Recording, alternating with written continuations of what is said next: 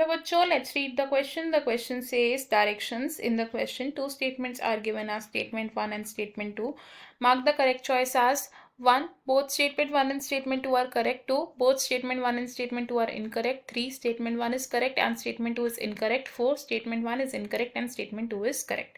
First statement, forests present in the Midwest USA have 10 times as many species of vascular plants as in the forest of the Ecuador. Second statement, according to IUCN, total number of plant and animal species discovered so far are almost equal to 1.5 million. First statement में कहा गया है कि जो forest Midwest USA में present है इनमें 10 times ज़्यादा वैस्कुलर प्लांट्स की स्पीशीज प्रेजेंट है अगर हम उन्हें कंपेयर करें विद द फॉरेस्ट जो इक्वेडोर के हैं. एंड सेकेंड स्टेटमेंट में कहा गया है कि IUCN के अकॉर्डिंगली जो टोटल नंबर ऑफ प्लांट और एनिमल स्पीशीज डिस्कवर किए गए हैं they are almost equal to 1.5 million. इस क्वेश्चन में हमारा की कॉन्सेप्ट होगा biodiversity and latitudinal gradients. Key concept is biodiversity and latitudinal gradient. बात करें बायोडाइवर्सिटी की तो बायोडाइवर्सिटी क्या होता है? It is the life forms जो अर्थ पर प्रेजेंट है. और लैटिट्यूडनल ग्रेडियंट्स की बात करें तो डिफरेंट लैटिट्यूड्स पर हमें बायोडाइवर्सिटी में अलग अलग पैटर्न्स देखने को मिलते हैं. जैसे कि जो ट्रॉपिकल रीजन होते हैं यहाँ पर बायोडाइवर्सिटी ज़्यादा होती है यानी कि ज़्यादा डाइवर्सिफिकेशन होती है. और अगर बात करें टेम्परेट रीजन्स की तो यहाँ पर बायोडाइवर्सिटी हमें कम देखने को मिलती है. Let's talk about now forest of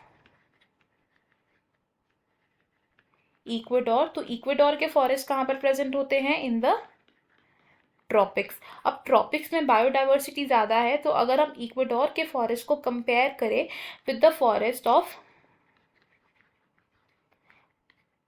Midwest of USA तो इक्वेडोर के फॉरेस्ट में 10 टाइम्स ज़्यादा वैस्कुलर प्लांट्स की स्पीशीज प्रेजेंट है. It has 10 times more species of vascular plants. और मिडवेस्ट में कम नंबर ऑफ स्पीशीज प्रेजेंट है वैस्कुलर प्लांट्स की बिकॉज ये रीजन कहाँ लाई करता है? इन द टेम्परेट जोन जहाँ पर बायोडाइवर्सिटी कम है. अब अगर बात करें हम नंबर की तो IUCN के अकॉर्डिंगली अकॉर्डिंग टू IUCN क्या है? It is the International Union for the Conservation of Nature.